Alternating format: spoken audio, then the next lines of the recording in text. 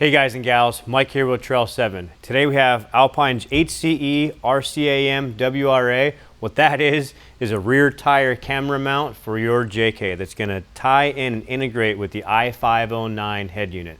We're going to show you how to get this thing installed, how easy it integrates, and how great it is. All right, so let me tell you a little bit about the backup camera from Alpine that's going to integrate into your i509 JK head unit. This comes with a spare tire bracket mount. It's a universal fit. So this swivels to fit in between, whether if you have the factory rear tire on there or if you have an aftermarket rear tire. This will adjust to fit any rear tire. This comes with the wire harness, of course, that attaches to the camera. This is so simple. If you have the i509, that's what this install is meant for. This connects to the wire harness here, and this plugs right into your i509 head unit. It's just as easy as that. This also does come with another harness in case you don't have the i509. It's going to attach to this wire harness here. And this is going to have to run up to a battery into the RCAs, but we're not going to get into that install. This is simply to show you how to integrate this into your i509. A couple of tools that you'll need is a couple of zip ties to secure the wires along the way, panel removal tool, a 7mm to remove your head unit, and a screwdriver just in case. All right, let's go ahead and get this install started. All right, so of course the first step of installing the backup camera is to remove the spare tire, because the backup camera has a spare tire bracket that's going to attach onto here. The great thing about this bracket is that it's universal for stock wheels, aftermarket wheels, because the bracket adjusts to go in between, which I'll show you. So let's go ahead and get this tire off. All right, the tire's obviously off. Now let's go ahead and get our bracket installed. So the Alpine camera bracket is two pieces that attach together. The great thing about this is that it's fully adjustable. So if you need to accommodate for aftermarket wheels, the spokes, then you can, swivel the camera lens to fit in between any of the spokes. Let's just show you for demonstration purposes how to get it onto the bracket and how it attaches to it. So it comes with some hardware, a couple of nuts and bolts to hold this bezel piece together. So say if that's our spot, a couple of washers, holds the belt on, and this can be pivoted in any direction. What this does is this bracket goes over the 3 bolts that are sticking out from the tire carrier. This is just going to hang right over here, and it's going to go up just like that. So when you install the tire is going to compress this and it's going to hold this against it. It's not falling off because it's hooked on to the posts. And then of course this head can swivel back and forth. The camera itself can adjust up and down. So all those minor adjustments, you're gonna have to wait until you get the tire on and kind of play with the adjustments a little bit. Like I mentioned before, this camera is really plug and play. It comes with 2 cables. The one that's attached to the camera itself comes with the long harness that's gonna run up from the tailgate here all the way up to the head unit. And as I showed earlier, the connection to the head unit, this connector is gonna attach to the head unit. Very simple. This attaches here, this runs to the front of the Jeep, and this attaches to the back of the head unit. So simple. I wanted to show you a couple different things here installing it into the tailgate. There is a rubber grommet right here. So this is how you're going to go into the tailgate. You're going to push through this rubber grommet. This rubber grommet does come out, and I'll show you once we get into it. But this wire is going to feed through here. Now this one is semi-soft, so I probably can just push that cable right through there. We have seen in other applications with other installs that not all grommets are the same.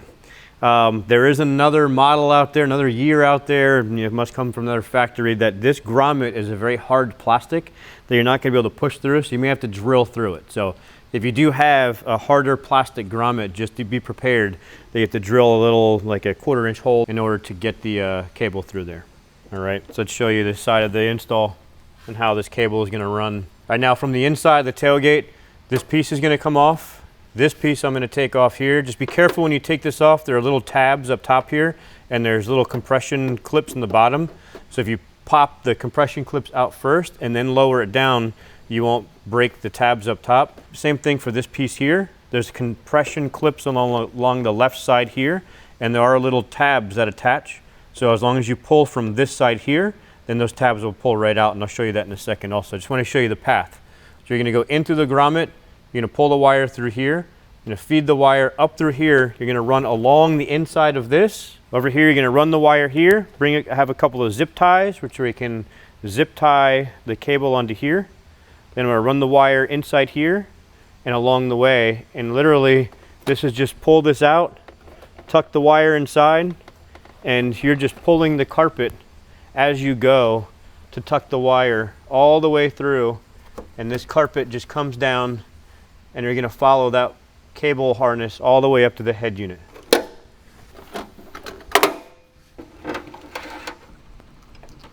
Alpine did provide a shrink tube, a little piece of shrink wrap here.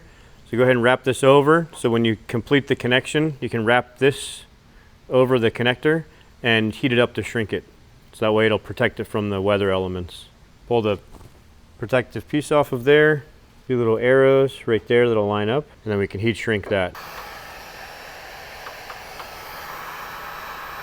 All right, we're gonna leave that there. We have a few adjustments once we get the wheel on. Let's go ahead and run the cable up into place. We can reattach the grommet there.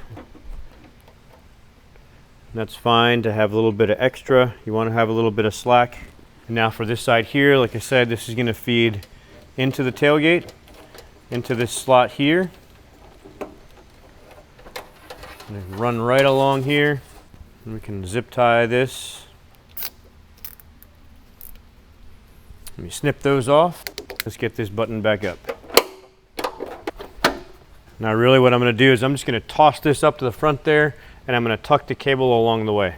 All right, so now the tailgate portion is done, the cargo area is done, the cables ran up to the back seat, so I'm going to go ahead and continue on the passenger back seat area.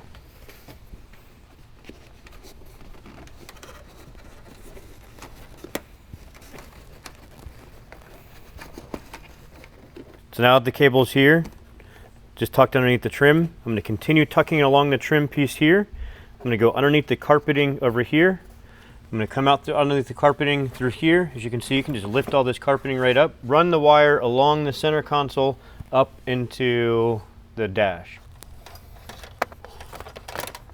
Now that we're to this point, the cable is all the way pulled up through the glove box. I'm going to fish the cable up through the slot here to come out from the head unit area. Just like that. And you can pull the slack back if you want to. All right, all the wiring is completed. It's routed up into the dash here. So let's go ahead and grab the rear camera connector from the rear camera. And let's go ahead and grab the rear camera connector from the head unit that is labeled rear camera. And let's connect these two together. And that is it. As simple as that. Let's go ahead and get this into the slot here. Let's test to make sure that we have power. Let's test to make sure that we have actually an image first. As long as we have an image, then we'll button it up completely, and then we'll go back and adjust it. All right, we've got it plugged in. Obviously, it's not put back together, and the camera is not dialed in yet. It's not aligned yet, but I just want to go ahead and turn the auxiliary on so that way we can test to make sure that the camera at least powers and it's on. So again, our parking brake is engaged in order for setup screen to appear. Go to setup, function. You have to turn the backup camera on. So go to camera. So reverse camera, right now it's off. Go ahead and turn it on. So now after the camera's been turned on, it's been activated. This is the camera button up here. Tap the screen, and you have the option of going to the front or the rear. Go to the rear, and there's the rear. Of course, we need to dial it in. It's aimed at the wall, it's wonky. We can adjust all the settings here, but at least I just want to show you that there is power. It did work, that's fantastic. All right, so we're gonna button everything up. We're gonna dial in the back camera, obviously it's wonky. Your spare tire, your factory tire, your spare tire, it's gonna differ. So we're just gonna adjust this one to where it's straight, and once it's straight, then we'll show you what we've done to it. Every application is gonna be different, whether you have an aftermarket bracket on, an aftermarket spare tire, stock spare tire, you know, it's gonna vary by application. So we're gonna go ahead and get that dialed in, and we'll come back here. All right guys, backup camera is fully installed. This is the Alpine tailgate mounted spare tire bracket HD backup camera, which integrates super well plug and play with the Alpine i509. I'd like to tell you, for one, that I've installed other backup cameras, and this was by far the easiest and the most plug and play, with literally 2 connections. One to connect both of the wiring harnesses together from the front to the rear, and one to connect to the Alpine i509. Super impressed with it, so let's show you what it looks like. In the i509, this button up here, that's your camera button.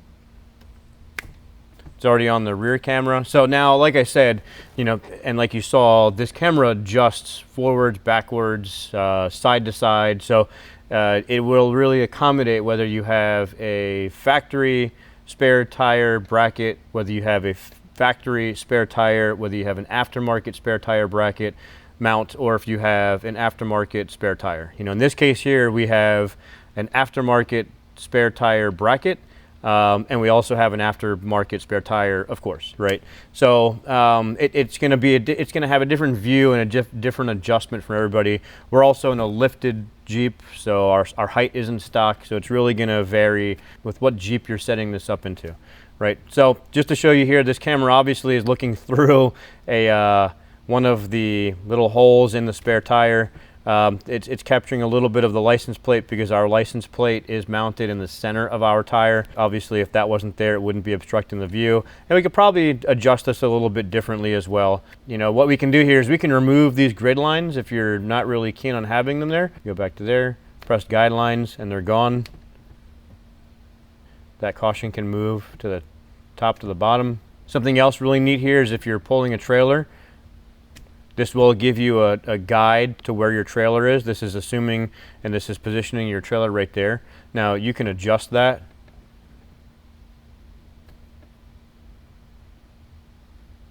So with here, have your hitch on, you can adjust this over. You'll see it's making adjustments to where your hitch actually is. So once you find, you know, have your trailer hooked up here, make the adjustment to where your trailer is. This, of course, is increasing up, and this is moving it down. So we're super excited about what we were able to do with this i509. We had a great time installing the backup camera, showing how easy that is to install, how plug and play. This has been made for the i509, for the Jeep environment. If you'd like to pick up your backup camera or any other Alpine accessory for your Jeep, please visit us at www.trail7.com. And until next time, we'll see you on the trails.